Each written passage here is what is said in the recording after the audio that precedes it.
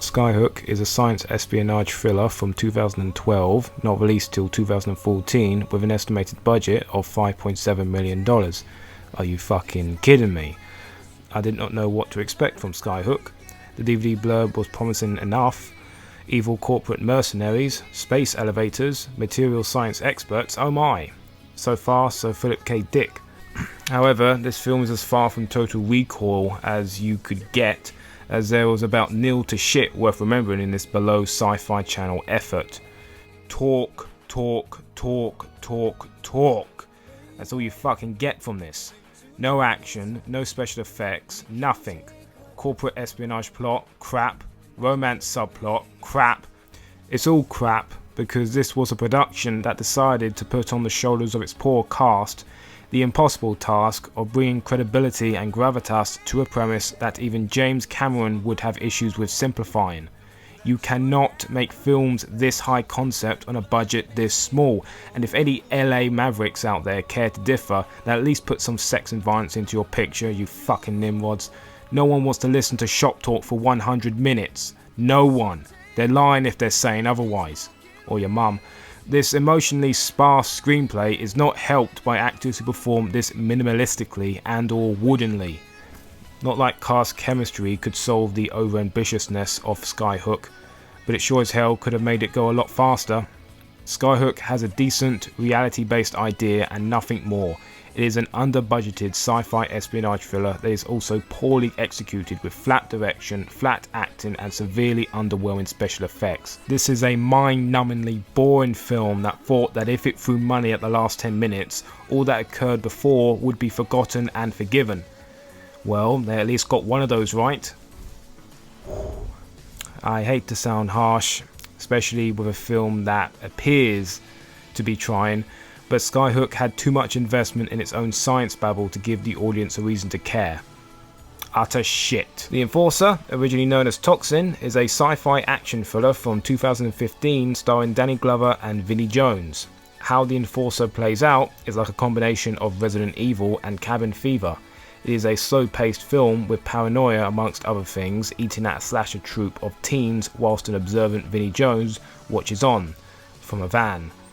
Things chug along at a decent pace, although it could have been faster. The two stars have very little screen time, but I don't think that's really surprising to anyone. The film consists of zombie-like shenanigans as people we don't care about die painfully and everyone cries about it. The amount of corporate mercenaries in the film I found to be satisfactory.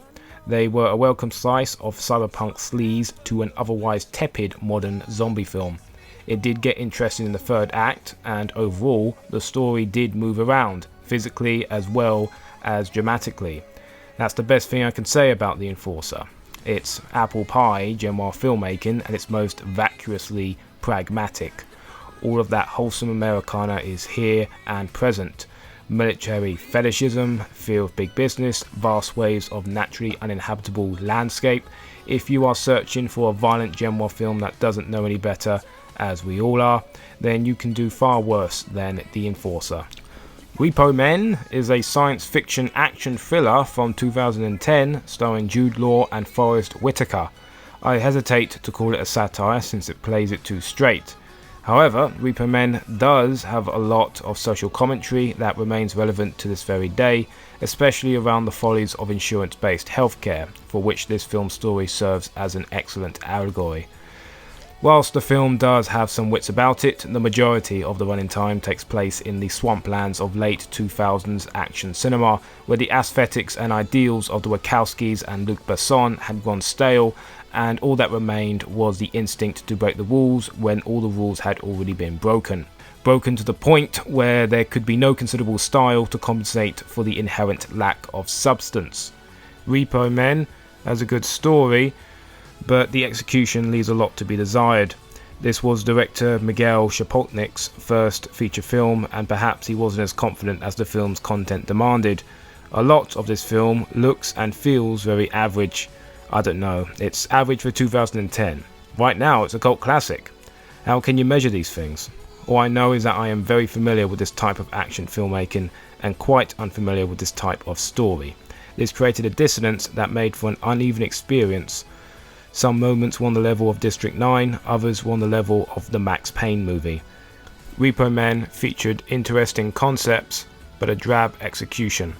So, to sum up this sea of black water, Skyhook is an over-talkative piece of bullshit sci-fi that dares you to stick with it past 10 minutes. The Enforcer is slow-paced yet reliably old-fashioned B-movie schlock. And finally, Repo Men is an interesting story that unfortunately feels too much of an action thriller of its time. Goodbye, and go to sleep.